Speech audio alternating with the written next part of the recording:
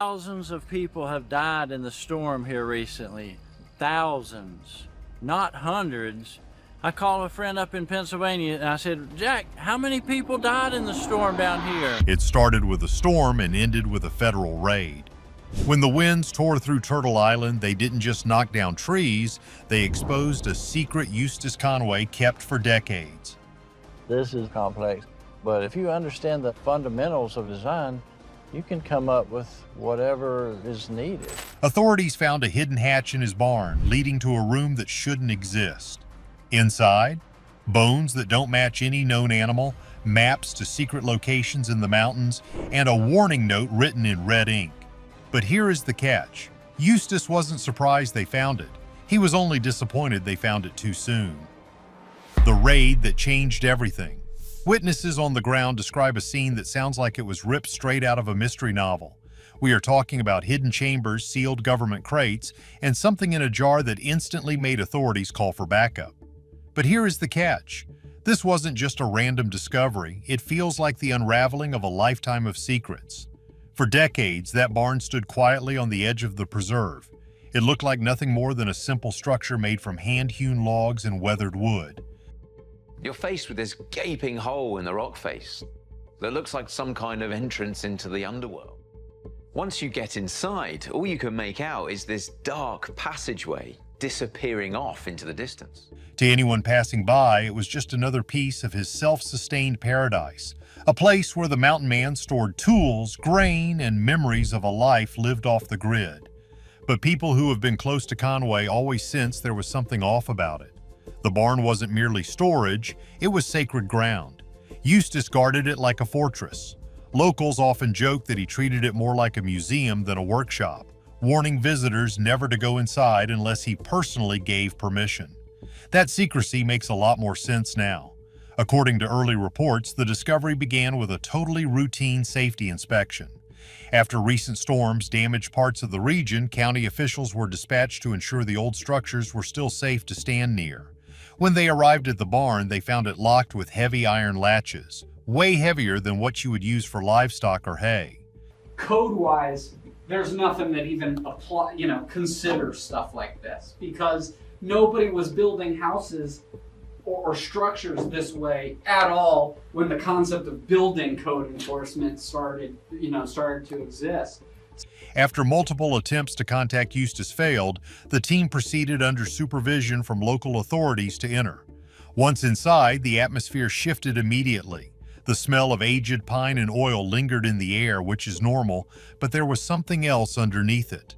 A smell that was metallic, faintly chemical, and unnervingly sterile, like a hospital room that hadn't been opened in 50 years. Stacked along the walls were neatly labeled crates, each covered in dust and sealed with old wax. But it wasn't until one of the inspectors accidentally kicked a loose floorboard that the true secret revealed itself. Beneath the heavy wooden planks was a narrow hatch, almost invisible from above. When they pried it open, it led to a staircase descending into absolute darkness. The investigators hesitated, shining their flashlights into the opening. What they saw sent chills down their spines. This was not a root cellar for potatoes. It was a room lined with rows of shelves holding glass jars, rusted medical instruments, and books wrapped in animal hide. Someone had been working down there, documenting something meticulously and intentionally, keeping it hidden from the sun. These are jars of freedom. One little string of meat like that is enough to keep the seal from sealing. The team immediately contacted local law enforcement. When questioned later, one of the first responders reportedly said, "It didn't feel like we were in a barn anymore, it felt like stepping into someone's secret world." Authorities quickly cordoned off the area, ordering everyone to stay back while they examined the contents. That is when Eustace reportedly arrived. And get this, witnesses claim he seemed neither shocked nor afraid. He just looked disappointed. He reportedly muttered under his breath, "They weren't supposed to find this yet." For now, officials refuse to comment on the exact nature of what was found below the barn. But insiders say it is unlike anything they have ever seen connected to the show Mountain Men. For a man who has dedicated his life to simplicity, this new layer of mystery hints at something far more complex and perhaps far more dangerous. So here is the deal. What could a naturalist possibly need with a hidden underground lab? To understand that, we have to look at what exactly was on those shelves. While the jars were strange, it was the serial numbers on the crates that made the agents freeze in their tracks. Numbers that linked the peaceful farm to a classified government past. The Archive of Anomalies. When investigators descended into the darkness beneath Eustace Conway's barn, they expected to find old farming tools, maybe some forgotten antiques or moonshine. Instead, what awaited them looked more like a private archive, an underground vault carefully arranged and preserved. The air was thick with dust and that faint scent of formaldehyde. Rows of shelves filled the small chamber, each holding dozens of glass jars. Inside the jars were things no one could easily explain. We are talking about preserved animal organs, strange feathers, bones that didn't look like local wildlife, and even strange botanical specimens that seemed to glow faintly under the flashlight beams. Basically, it looked like a mad scientist's pantry. Alongside them were hand-bound journals sealed in wax, each labeled with cryptic phrases like cycle study, reversion data, and Project Living Legacy. Investigators said it looked less like the work of a woodsman and more like that of a field scientist, someone obsessed with cataloging every fragment of the natural world, even the parts that don't make sense. On an old wooden table sat several tools: scalpels, magnifying glasses, syringes, and what appeared to be handmade microscopes built from salvaged glass. Some of the metal instruments were decades old, rusted and dull. Others appeared newly forged. Whoever had worked here had done so recently. I'm glad we can turn our scrap into something good here. Me too. We've been building all kinds of little hooks and wall hangers, mementos, curiosities. But the craziest part is the crates lined against the back wall. Some bore faded U.S. Forestry Service markings, which makes sense given Eustace's background. But others had serial numbers beginning with FED and BIO, suggesting they once belonged to a government project. One crate, when opened, contained reels of film, each labeled with handwritten notes in Eustace's distinct penmanship. One read, Cycle 19, Observations of Conscious Adaptation. Authorities refused to disclose what was on the tapes, but an anonymous insider claimed that what they saw shouldn't exist. The journals, according to early analysis, contained sketches of human anatomy intertwined with diagrams of animal nervous systems, suggesting a study into the parallels between man and beast. There were pages describing experiments in endurance, notes on how the body adapts to starvation, isolation, and extreme cold. Some entries were signed EC and dated as recently as 2019. Others bore no signature at all, as if written by someone else entirely. To make things more unsettling, one corner of the room contained an old chest filled with bones. Some were definitely animal, but a few looked undeniably human. Whether they were archaeological finds or something more recent is still under investigation. When questioned, Eustace remained silent. Witnesses at the scene claim he stood at the top of the stairs watching the investigators with an expression of calm defiance. He muttered only one sentence before walking away. "They are not ready to see what I have seen." That line alone has sparked endless speculation.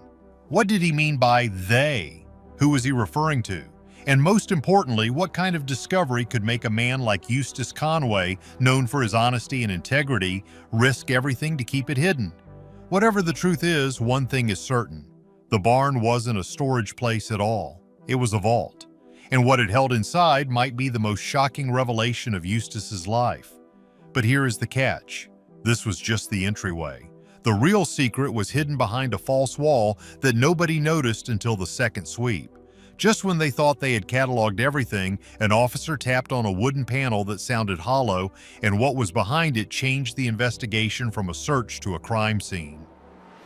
Skeleton that defies logic. When investigators returned to Eustace Conway's barn for a second sweep, they didn't expect to find anything beyond the preserved specimens and journals. But deep behind the stacks of old timber and weathered lumber, one officer noticed a wall panel that didn't quite match the rest. The wood grain ran opposite the others, and when lightly tapped, it produced a hollow echo. They pried it open. What they found inside silenced the entire room. Hidden behind the panel was a sealed chamber no bigger than a closet. Inside, lying on a wooden table under a sheet of canvas, was a skeletal figure. It was one of the most important archaeological discoveries of the decade. At first glance, it appeared human, but as forensic experts soon discovered, it wasn't. It's not that simple, though. The proportions were wrong. The arms were longer, the fingers unnaturally thin, and the jawline narrower than any known human specimen. Even the bone density when scanned didn't match standard anatomy. The skeleton had been treated with an unknown preservation compound, one that prevented decay but left the bones with a faint metallic sheen. Some officers believed it was an elaborate hoax, others weren't so sure. Next to the remains sat an open journal written in Eustace's unmistakable handwriting. The entry read, "Found at creek bed near the ridge, movement before stillness, structure beyond human pattern." The date was October 2020, less than 5 years ago. The implications were staggering. Was Eustace documenting a discovery or confessing to something he had created himself? A few investigators whispered that the skeletal structure resembled some of his anatomical sketches labeled adaptive reversion model. If true, it suggested Eustace had been experimenting with or preserving something that defied scientific classification.